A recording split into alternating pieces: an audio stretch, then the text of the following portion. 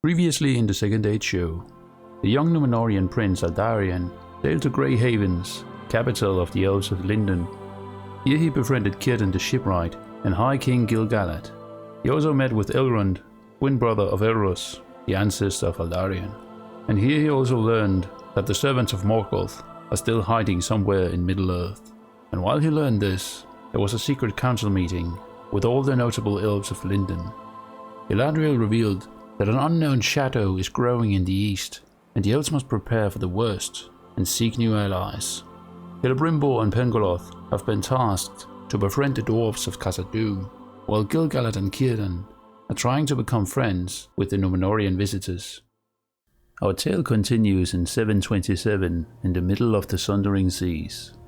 The Númenóreans are returning home at last, after spending almost 2 years in Grey Havens. It is a dark and stormy night.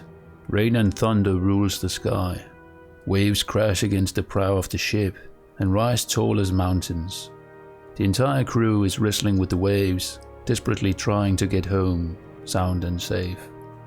The bow at the prow of the ship is caught by the wind and flies away into the night. "Put your backs into it," he yells. A deep growling sound is heard from the depths of the sea. What was that? Just the blasted weather. The growl returns and is even louder. Aldarion stands next to Ventur, that also looks back towards the sound. What devilry is this? Something foul and nameless. As the words leave Ventur's mouth, the ship is hit. Almost all of the men fall to the ground. Suddenly, tentacles rise from the waves and grab the ship. One mariner is thrown overboard and disappears into the darkness. "To arms, men! To arms!" Ventur stands in shock as Aldarion yells. The mariners start to grab bows and axes to fight off the tentacles. Some are grabbed by the monster, while others try to hide. "Aldarion, here, take this." He throws him an axe, and they give a little nod to each other. We see Ulba and Hendrik trying to hit the tentacles with their arrows, but to no avail. Ventur grabs an axe and fights a tentacle that has grabbed one of the mariners. Both Aldarion and Voronwe stands ready with their axes, prepared to cut off one of the largest tentacles holding the ship. "Now!" They both start hacking off the tentacle, and it's cut loose from the monster. It growls in the deep, and with the roar, its hideous face shows itself to the entire crew. It has 2 dark eyes, like bottomless pits. It attacks the mariners, and both Aldarion and Voronwe have to jump away to save themselves. Ventur is grabbed by the creature, and it opens its foul mouth with razor-sharp teeth. Aldarion grabs an arrow and shoots the creature in the eye. It drops Ventur into the sea and turns its attention towards Aldarion. It roars and makes an attack, but the other mariners pick up their bows and aim for the head. The monster loses its grip, and Ulba and Hendrik makes it lose another tentacle with their axes. The monster disappears with a roar back into the darkness from whence it came. Aldarion ties a rope around himself. "Tie this end to the mast." "What are you doing?" As Voronwe asks, Aldarion jumps overboard, swimming towards his grandfather. Ulba, Hendrik and Voronwe all help tie the rope to the mast. Aldarion reaches Ventur and holds on to him. All the mariners help pull back Aldarion and Ventur. As they are both safe, they cheer and embrace each other like brothers in arms. "You saved me." "Of course I did." "You're a fool, Aldarion, but also the bravest man I've ever met." The men cheer in agreement. "When we get back, the ship is yours, and you're the captain of Númenórea." "I'm honored, and without words." "Good. We still have a long journey home." "Back to your stations, men. These waves are going nowhere, and I don't want that peace to come back. So let's get away from this damned weather." We cut to the feasting hall in Amroth, where a feast is held in honor of the returned mariners. Aldarion sit and drink with Voronwe, Ulba and Hendrik. They all laugh and are happy to be home. We hear a small part of the conversation, where Voronwe tries to explain Hendrik that the elves are immortal, and the elf maid he saw in Grey Havens might have been older than his great-grandmother. Meneldur, Almarien, their daughters Almiel and Eilinel are also present. We see Meneldur talk with Okaldo, one of his close friends. At the end of the long table sits Tar Elendil. He stands up with a silver cup, and everyone in the hall turns their attention towards him. Silence falls over the crowd. Let me be the first to toast. Welcome home, mariners. You have been sorely missed here, but to see you reunited with wives, sons, and daughters is a blessing to this old man's heart. It is good to have you home, and just in time for Erohantale. Galas. The men cheer and celebrate, but not long after, Aldarion stands up with a raised cup. He makes a toast to the mariners that didn't make it back, and compliment the bravery of each of the men on board. The feast continues, but Aldarion secludes himself and walks over to the window, looking east. We can see the night sky and the lights of Amenelos lit. You seem to have grown in stature. Father, you have always had my eyes, but they seem to shine brighter than ever. Aldarion gives him a smile and then looks back east. There's a sadness in his face. What did you see, my son, in your far journeys that now lies most in memory? But Aldarion, looking east towards the night, was silent. At last he answers, but softly, as one that speaks to himself. The fair people of the elves, the green shores, the mountains wreath in cloud, the regions of mist and shadow beyond guess. I do not know. He ceased to speak, and from Meneldur's expression, we can guess he now knows that Aldarion hasn't spoken his full mind. He looks at him with wonder, but all joy is gone, and he walks away from Aldarion without saying another word. We cut to a scene set near the eastern slopes of the Blue Mountains. We hear the wind in the trees and see two horses on the road. It's Celebrimbor and Pengolodh riding towards the Blue Mountains. Are you sure it's here? Well, I haven't been here before, but to my knowledge, there should be dwarves living nearby. Those few that might be left. Yes, the war wasn't too kind on these mountains either. They ride for a little longer. We see some dwarven statues that have fallen into ruin. As they approach the mountain, a dwarf suddenly jumps forward. Halt! Who goes there? Both the horses nigh in shock. Several dwarf guards appear, and they are now all surrounded by them. They carry bows and spears, and wear chainmail and simple iron helmets. It becomes clear that these are neither rich nor well-equipped dwarves. I am Pengolodh of Gondolin, now in the service of High King Gil-galad, that rules from Lindon, not far from here. And this is Celebrimbor, son of Corofin, and grandson of Feanor. We come with peace. The dwarf guards speak to each other, secretly in Kustal. They seem to speak about Celebrimbor, but we cannot tell what they say. What brings you to our borders? It is rare for elves like yourselves to come here. We wish to speak with your lord, if you have any. The dwarf guard seems a little insulted, and takes his time before he answers. Pengolodh whispers to Celebrimbor, allow me to do the talking. Do you bear any arms? No, we come as humble guests, offering friendship and gifts to your honorable lord. We don't allow strangers into our mountains these days. We're willing to pay. Celebrimbor smiles and shows some golden coins in his hand. We cut to Celebrimbor and Pengolodh entering the dwarf mansion of Gamil-Inbar. The dwarf guard walks in front of them, while the other guards walk next to the elves.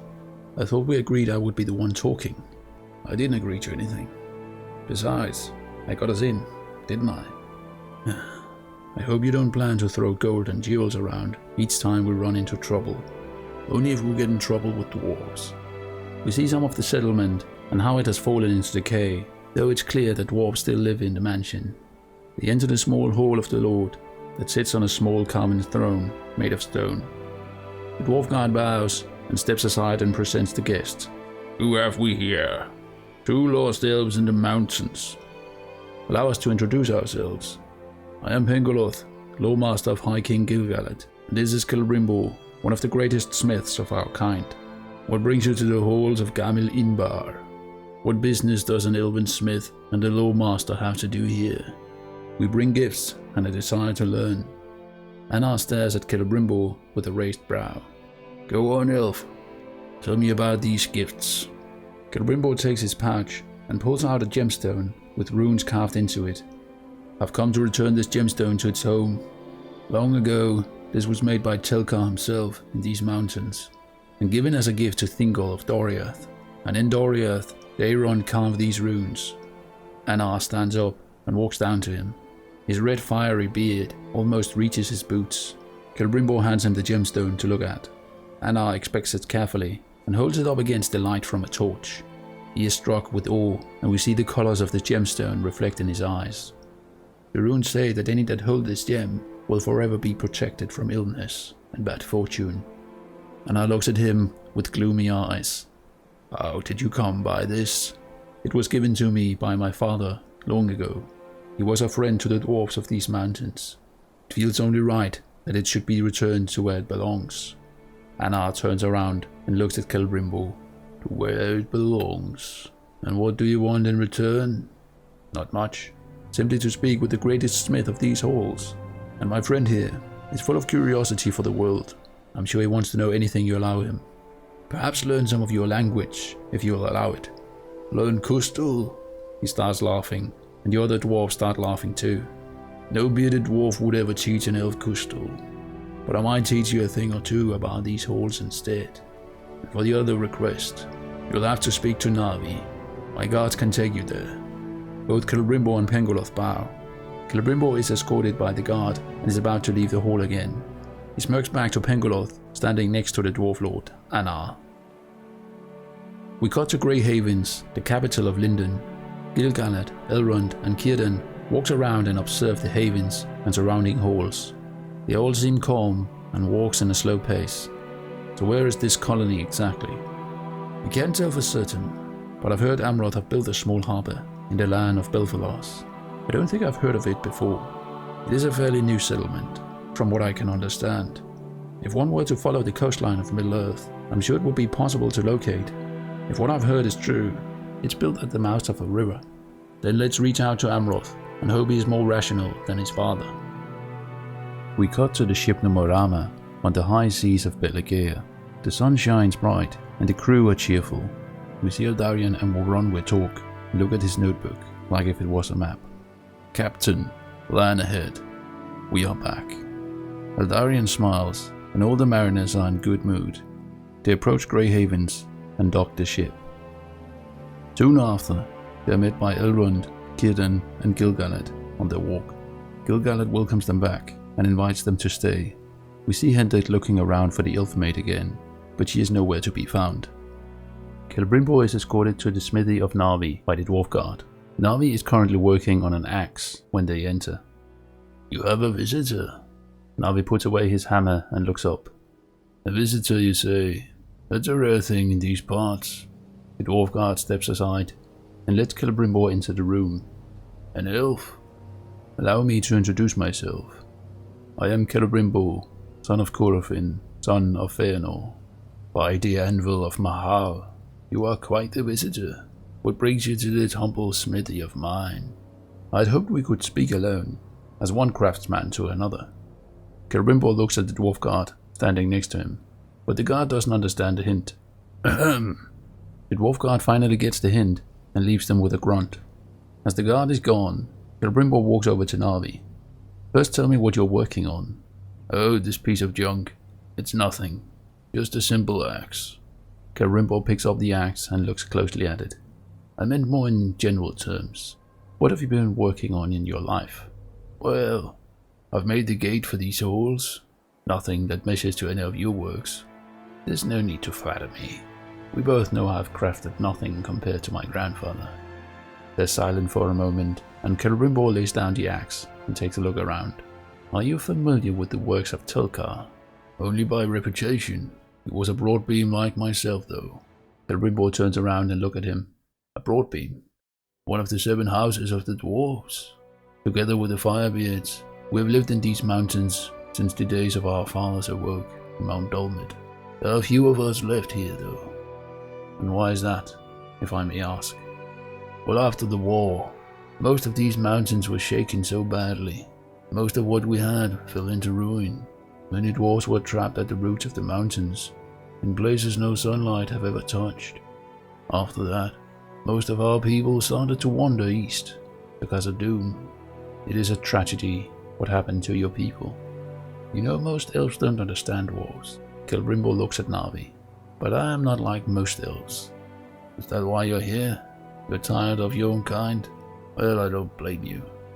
I am in need of your help. How so? I need to get to Khazad-dûm, and I expect you would know the way. It is an odd thing to recruit a smith as a guide. Why do you need my help? I'm sure we have both heard rumors of what the Longbeards have found in the depths of Khazad-dûm. I don't know what you're talking about. Narvi gets upset and walks away from Celebrimbor. Farewell, elf. Remember to shut the door as you leave.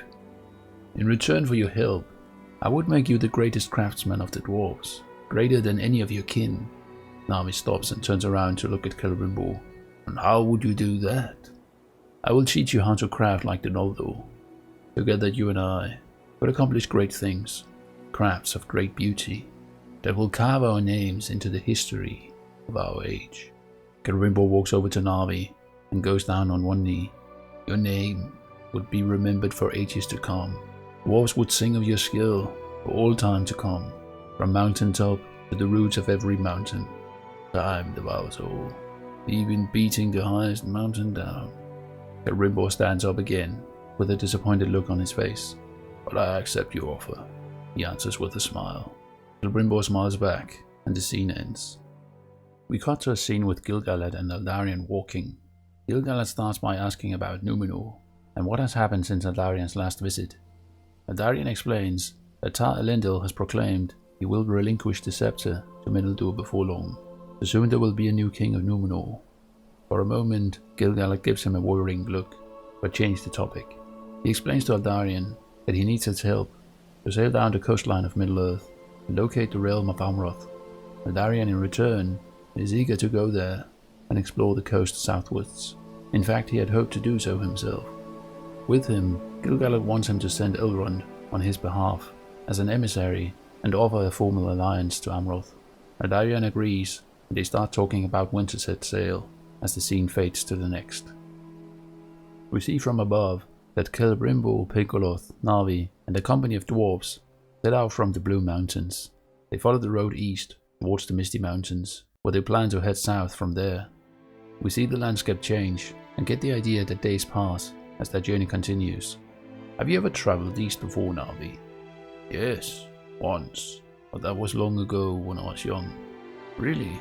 I didn't know you had been to Khazad-dûm before. Oh, I haven't, but I wish I had. I went to the Iron Hills with my father. That was a long time ago. I haven't travelled much since. It is a fair and wide world, with many places to fall in love with. Halt! Strangers on the road. A group of elves appear out of the surrounding forest. It is Gildor and Glorian, and a group of wandering Nando elves. They are surprised to see elves and dwarves in company, and are curious to learn about their errand. Celebrimbor says they plan to visit Khazad-dûm and speak with King Durin III, but that he cannot reveal for what reason. Narvi notices a crow sitting in a tree nearby, and how it listens to their conversation. Hush now. Reveal none of your intentions. We are being watched. Both Gildor and Celebrimbor look at him, a little surprised, but then they see he stares at the crow in the tree. I don't like these dark birds. They look like spies of evil. They are not to be trusted. Narvi picks up a rock and throws it towards the blackbird. He leaves the company with a dry caw. Gildor bids them farewell and safe travels on the long road ahead of them, but as they are about to part ways, Celebrimbor wants them to greet Galadriel next time he visits her by the Lake Nanuil. Gildor bows, and along with the other Nandor, they journey on. Do you think it was wise to tell him our plans? Perhaps not, but I'm not very good at keeping secrets for a long time. We see the company continue east and cross a small river as we leave them. Back at the docks of Grey Havens, the ship Númenorama is being prepared by the Númenorians and the elves. The elves have given them food, water, and other goods for the journey. Aldarion is on board preparing the sails with a runway. At the docks, Kieran accompany Elrond to the ship. You know, he reminds me a lot about him. My brother. No, your father. Elrond looks a little surprised at Kieran and then at Aldarion. Can't remember his face. I can barely remember the face of my brother now. I think this journey will be good for you. Some wounds only time can heal. You of all people should know that. I wish you good fortune. Give my regards to Amroth and the Sindar of his people. Elrond thanks him. We see the ships set sail and leave the harbours of the elves. The Númenorama is accompanied by 2 elven ships, that each part ways at Forlund and Harland. Numbarama continues south along the coast. The beauty of the coastline of Lindon strikes the marines. After the war, many of the Sindar sought refuge in these fair lands, especially the forest at the feet of the mountains. Aldarion doesn't respond, but his eyes become more serious and the sadness falls over his face. The journey continues, and day and night pass as they continue south. They reach the mouth of a great river. What forest is this? I've never seen anything like it. It seems to never end, and the river lies in shadow of the tall trees. Elrond starts to talk about the forest and how old it is. He explains to him the history of the dark forest, and that creatures known as Ents were known to protect the forest. Elrond has never seen one himself though, but he says it's only for the best. Back when Celebrimbor was the lord of Lindon, he had forbidden the elves to travel further south into the forest. The Ents are dangerous and not fond of outsiders that may harm the woods, as he would say. Aldarion nods, while he looks a little puzzled about the idea of Ents. We're back on the Great East Road, with Celebrimbor, Pengolodh and the company of dwarves. In front walks Narvi and Celebrimbor. We see them walk through the pine forests of Rudauer and climb the high pass, the same pass that Thorin's company would use much later in The Hobbit. It's windy and the snow falls as the company journey on. Celebrimbor and Pengolodh are less affected by the snow and walk on top of it, while Narvi and the other dwarves carve their way through the thick snow. We see them enter the lands east of the Misty Mountains, the fertile lands of the Vales of Anduin. Fields of flowers meet them, with buzzing bees, and deer in the horizon towards the great forest. Greenwood the Great, men call it around these parts. One of the dwarves is impressed with the knowledge Pengolodh possesses, and starts asking questions. At night they make a campfire in a wooded land not far from the road. Narvi and the other dwarves are eating their own food, while Celebrimbor and Pengolodh eat the food they brought with them from Lindon. I've been meaning to ask for a long time now, but what exactly are you eating? The dwarves all look at him surprised, but none of them wants to answer. I can't reveal its real name, but in the tongue of men, we call it earth bread. It's a type of edible root. Boil them, and they taste not much different than bread. Fascinating. Celebrimbor smiles at the conversation. Do you want to taste? Yes, of course. I would be on it. Narvi hands over 2 roots. You too, Celebrimbor. It's good food for hardy workers like yourself. Thank you, Narvi. You're too kind. I am the one that should be thanking you. Thanks to you, I've been breathing more fresh air in a month than the last decade combined. Never thought I should travel again after my father.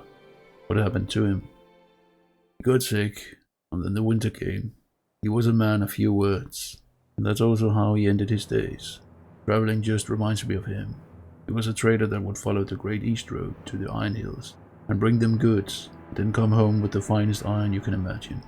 Sounds like your father was quite an adventurer. What about your father? Was he a craftsman too?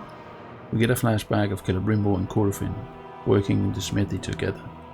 Aye, he taught me many things. I prefer not to speak of him. As the words leave Celebrimbor's mouth, a howl is heard in the night, and soon after more howls follow. Walks. They hear the wild beasts approach through the woods. The dwarves pick up branches from the campfire, while others draw their weapons. Suddenly one of the wargs attacks Pengolodh, and Narvi tries to help him with his axe. The warg jumps away, and another attacks Narvi from behind, and he falls to the ground. Celebrimbor swings his hammer towards the warg, but shrieks as it's hit on the back. The wargs fall back into the dark, and start to surround them all. The glooming eyes is all that could be seen among the trees. The leader of the pack walks slowly towards Celebrimbor. The dwarves shout at them and try to scare them away, but to no avail. Through the air a swift arrow flies and finds its mark on the side of the leader. It cries out and growls, but soon more arrows follow, and the pack scatter and flee. Narvi plants his axe in the beast and ends its life. As the dwarves start to cheer up, a group of hunters approach them. It's a group of Northmen native to the land. The dwarves greet them like old friends, and some of them seem to have met before. Narvi explained to Celebrimbor that the Northmen and dwarves of Khazad-dûm have an alliance that had secured these lands from orcs long ago. After the fall of Angband, many of the remaining orcs of Morgoth fled south and tried to pass Mount Gundabad into the Vales of Anduin.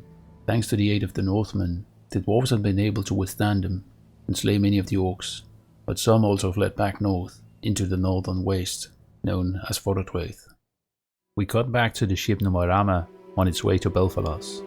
It's windy and the ship struggle to steer clear of the black rocks at the cape. Aldarion commands the crew around to steer clear, while Elrond looks worryingly at the sharp rocks near the coast. With the aid of Oronwe and Aldarion, they make a bold move that let them pass by the rocks. They overcome this minor challenge, and the men cheer, while Elrond can breathe with relief. He tells Aldarion that he is most impressed by his skills, and wonder if it was something Círdan taught him. Aldarion responds that it was something Ventur once had shown him while they were sailing outside the cliffs of Orastar on Númenor. Have you ever been to Númenor? No, I haven't, and nor will I. Can I ask why? Don't you want to see the kingdom your brother left behind?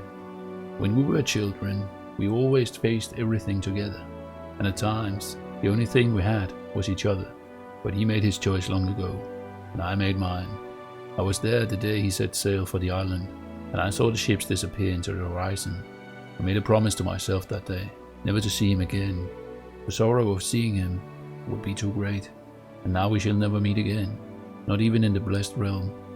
I'm sorry that I asked. Please forgive me, Edhellond. There's nothing to forgive. I see a little of him in you, actually. That's the greatest compliment I've ever gotten. Elrond smiles. Well, don't get too used to it. It's not one of my strong suits. We see the ship pass the Cape of Ras Morthil and sail along the fair shores of Anfalas. We get the impression another day pass, and as the sun rises in the east, Aldarion awakes and walks up next to Elrond. I think we're here. Aldarion looks a little surprised. Dolphins start to accompany the ship, and in the horizon they see White Elven ship enter and leave a river mouth. All the mariners marvel at the sight as they slowly sail towards the harbour of Edhellond. In the sky a flock of swans cross their path, so many that it's hard to count. The ship enter the beautiful harbour of Edhellond. We get a good look at the astonishing surroundings with swan motifs, including the prow of the elven ships in the harbour. As they prepare to dock the ship, many of the local elves look with wonder at the Númenorians, like if they were spectating a curiosity never seen before. Elrond and Aldarion go ashore and are escorted to meet Amroth. Amroth welcomes them and asks what brings men and elves together and to his haven no less. Elrond starts by complimenting the beauty of the haven and asks why Amroth is in Belfalas in the first place. Amroth explains that the haven was built by seafaring Sindar, but that some of the more adventurous Sylvan elves of Lorien have sailed down the Anduin and settled down, and that he is one of them. He then points out that Elrond didn't really answer his question, and then Elrond proceeds by telling how Aldarion have become friends of the elves of Lindon, and how they have travelled together to find Amroth in this new haven of the elves. Amroth is fascinated by Aldarion's sea voyages, not that he wants to sail himself, but he is curious. Elrond is hesitant to put forward gil-galad's proposal, but tries his best. On behalf of High King Gil-galad, I will offer you an alliance between the elves of Lindon and Edhellond. Amroth is intrigued, but can't help but smiling. He knows that his father Amdir haven't been eager to ally Gil-galad, as he prefers to rule freely without intervention. Amroth asks why he shouldn't wish the same for himself. Aldarion interrupts and mentions that the servants of Morgoth are still out there, and that they must stand together if they should have any chance of surviving. Amroth laughs for a moment. Very well, I shall ally you both, if you can prove yourselves worthy to fight beside me. Both Elrond and Aldarion look at each other. They both pick up a wooden sword and try to hit Amroth, but quickly realize he is quite the capable fighter. The praxis fight continues as the scene fades out. We cut back to Celebrimbor and the company on their way to Khazad-dûm. One of the younger dwarves complain about the long journey, but just as they climb up the next few steps, a long shiny lake appears before them. Saram. All the dwarves light up with joy, and all the hardship of the journey seems to leave their mind. What are they saying, Pengolodh? This is Lake Miramir. It is sacred to the dwarves, not only the Longbeards, but also the Firebeards and Broadbeams that have started to settle in the mountains too. According to the dwarves of Durin's folk, after Durin the Deathless had awoken at Mount Gundabad, he travelled south until he came upon this lake. He looked down into the water and saw a crown above his head, being the reflection of stars above. Taking the crown as a sign, he then founded the great city of Khazad-dûm beneath the mountains that fed Miramir. This is why it's sacred, and why they all go to that column over there. Close to the southern end of the lake stood a column with a broken top, which was called Durin's Stone. All the dwarves walk over to it and pay their respect to Durin the First, before they continue up the road towards the east gate. Celebrimbor looks at the column. It is rather simple, but yet he dares not touch it. In front of them, they start to see more dwarves near the gate, both greeting them, doing business, and travelling down the road they came from. As the two elves approach the gate, a group of guards block their way. The guards explain that no elves have ever entered Khazad-dûm, and that it's forbidden for elves to set foot inside the mountains. Celebrimbor tries to smooth things out, and explains they have been sent by the High King of the Noldor to negotiate with King Durin III. The guards say they can only enter if they are blindfolded. Pengolodh is rather skeptical of the idea, but Celebrimbor accepts on his behalf. We cut back to Edhellond, where Amroth is still challenging Elrond and Aldarion. They have yet again failed to hit him. Amroth taunts them in his pride, with a grin on his face. Aldarion walks over to Elrond and whispers a plan into his ear. They try again, but split up. They each attack from a different direction at the same time. Amroth blocks the first couple of attacks, but before long, Elrond manages to land a strike.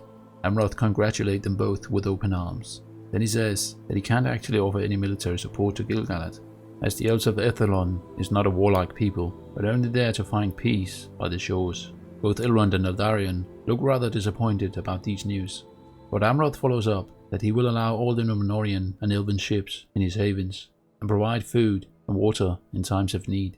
Trade between the harbours of Lindon and Edhellond is also offered, and Elrond thanks him with a smile. We are grateful for all friends we make along the way. I'm sure this trade will benefit both of our peoples. Amroth bows his head and also says that he hopes to receive news from Lindon about the evil spreading in the world. In return, he promised to bring any news he has to Grey Havens in due haste. Elrond accepts the terms, and one of the servants of Amroth brings forth a scroll. Aldarion seems distracted while this is going on, and looks at the mountains to the north, and then to the great hills of Belfalas. He is curious to see them, and wonder if there's a fine look from the top of the hills. Amroth admits he has never been there, as there are hostile men living near the mountains, men that worship a god unknown to the elves. Aldarion is curious to know more, but Amroth can only say that the god they worship is none of the Valar, and remains nameless for all they know and care. Aldarion's curiosity is sparked, and he asks Amroth if he can take him to the hills of Belfalas, so he can get a good look at his country. Amroth bows his head slightly, with a smile, and we leave the scene. We cut to different surroundings we haven't seen yet. It's Lake Nanuil, and we see elves bathing in the lake and dancing among the trees. We follow Gildo and Glorian and his wandering Nandor to the open court of Lady Galadriel and Celeborn. Present is also Orophair and his son Thranduil. Gildo explains that they encountered Celebrimbor and a group of dwarves on their way to Khazad-dûm. Orophair is furious and says Gildo should have reported back at once. Celeborn tries to calm him down, though he is displeased with the news as well. Galadriel says that in dire times it's important to stand together. A single candle in the dark may go out, but if they remain faithful to each other, no darkness can overcome hope and true friendship. Some of the Noldor respond kindly to her words, but then Orophair starts to speak, and this time Celeborn can calm him down. He starts speaking of the horrors that befell Doriath, and how the dwarves of Khazad-dûm are no different than their kin from the Blue Mountains. They are not trustworthy, and will betray the elves if they get the chance. Many of the other Cinder elves agree with him. Galadriel speaks again, and this time all the elves listen carefully to her words, and all growls cease, except Orophair, that leaves in anger, followed by his son Thranduil and a few of their close kin. We're back in Belfalas and see a company of elves on white horses in the hills of Belfalas. Aldarion, Woronwe, Ulba and Hendek are also given horses and accompany the elves to one of the tops of the hills. Aldarion gets a good look over the land, both west, south, east and north. He marvels at the beauty of Middle-earth, but one place catches his eye, a land to the east where no sunlight seems to reach. What land lies behind those mountains? It is a cursed land, home to nothing but ash and poisonous fumes. Mordor. It is a land cursed by the sorcery of Morgoth, forever stained by his mischiefs. Aldarion's face grows grim, and he looks back at Edhellond. He is curious to know more about the men in the area, but Amroth can't say much more than he already has. He says they are unfriendly and wish no contact at all. Any attempts of contact between them and the elves would only lead to death. Aldarion is disappointed by the news, but then Amroth reveals he has heard similar stories from other shores. Some of the Cinder have travelled south, but not all of them returned again. Aldarion of course wants to know more, and would like to talk with those that have returned, but Amroth explains that they decided to sail west as their wounds never seemed to recover. Amroth then offers them to stay for the winter, and that he will do what he can to find out more. Aldarion agrees, but only if he can teach him how to fight with a sword. Amroth laughs, and we zoom out and over to a minor scene with the three companions. Ulba look west towards Númenor, a sorrowful look. What are you staring at? Nothing. He just longs for home. Someone special waits for him. A worried mother or a strict father? No, my betrothed. I promised her we would marry when I return, but now I'm starting to wonder how long that may be. Worry not, my friend. You are still young, with many years ahead of you. She will wait for your return, and you are no doubt sorely missed. Perhaps she loves you more when you're away, Indeg adds with a laugh. Ulba and him fools around, and we leave the scene as the comedy descend the hills again. We cut to the mighty halls of Khazad-dûm. As grand music plays, the majesty of the halls unfold before the group of travelling dwarves and the blindfolded elves. Narvi is in awe with the pillars taller than any tree he has ever seen, as he remarks, I wish I could see it with my own eyes. We see dwarves mining, smithing, and crafting toys and tools.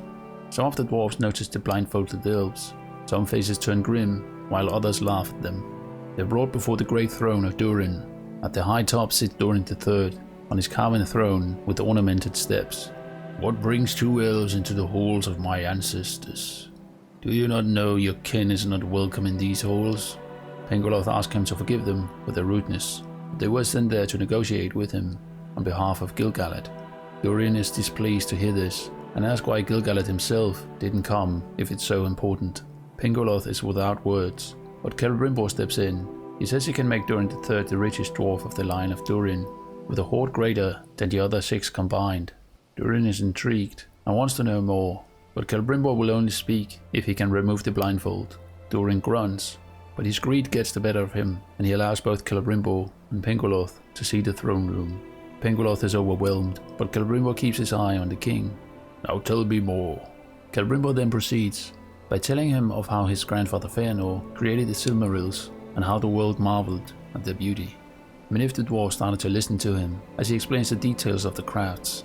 Celebrimbor then continues and explains how he and many other Noldor share a love for crafting, just as much as dwarves, and he ends his speech by talking about the jewels and metals of the mountain that could be turned into objects of great power that could make the dwarves of Khazad-dûm not only rich, but also strong, like the foundations of the mountains themselves.